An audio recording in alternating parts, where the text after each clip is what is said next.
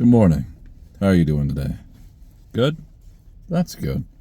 Me, well, I'm blessed, not stressed.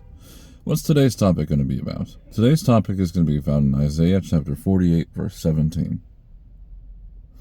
Thus saith the Lord, thy Redeemer, the Holy One of Israel. I am the Lord thy God, which teacheth thee to profit, which leadeth thee by the way that thou shouldest go. Now, what does this mean? Well, this is essentially saying that God leads us. God teaches us. God instructs us.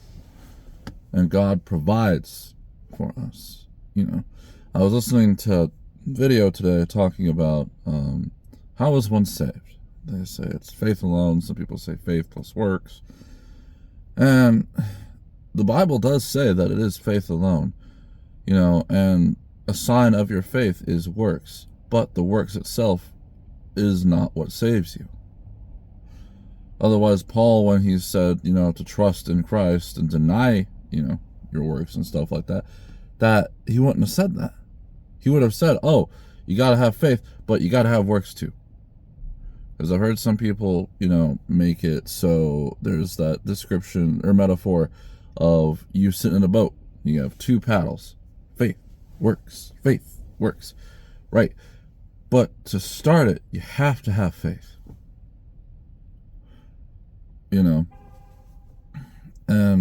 what does that faith entail?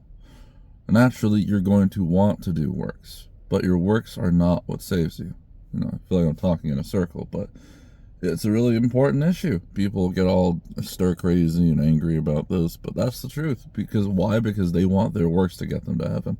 They don't want Christ to get them to heaven. That is what I call a self-righteous person. But a truly righteous person, well, that would be one who denies themselves and accepts the truth. That it is only faith in Christ that gets them there. Yes, they will show works. Yes, they will have fruits. But their works are no amount of works in their life could get them into heaven. Only Christ can. I'll say that again. No amount of works can get you to heaven. I don't care if you've done 1,000,000 Hail Marys. No, that's not going to get you to heaven. I don't care if you're Elon Musk and you're donating your entire life savings to charities, to churches. That's not going to get you to heaven. For it's easier for, a camel to fit through the eye of a needle than it is for a rich person to enter the kingdom of heaven. And we think a rich person, well, is a person that has a lot of money. But that's only one way of being rich. Sometimes a rich person can be rich in knowledge. Someone who thinks they know everything.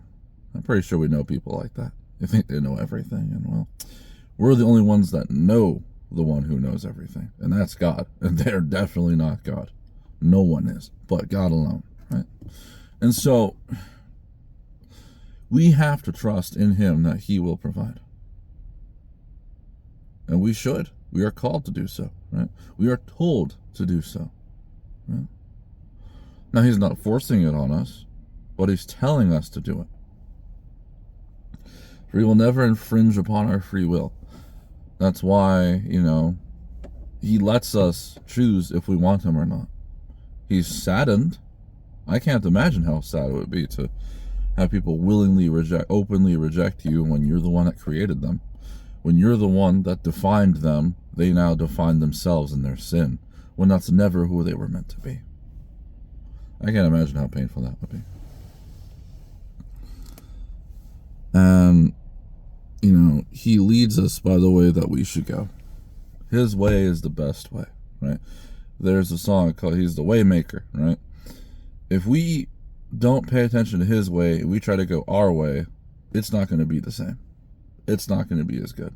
It might look nice in the eyes of the world, but it's going to not look nearly as good as what He would have us do.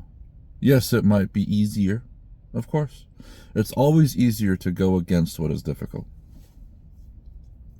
But that doesn't make the difficult any less necessary. And today, think about it. Are you listening to Him? Are you letting Him lead you the way that you should go? Are you letting Him teach you? or are you teaching yourself?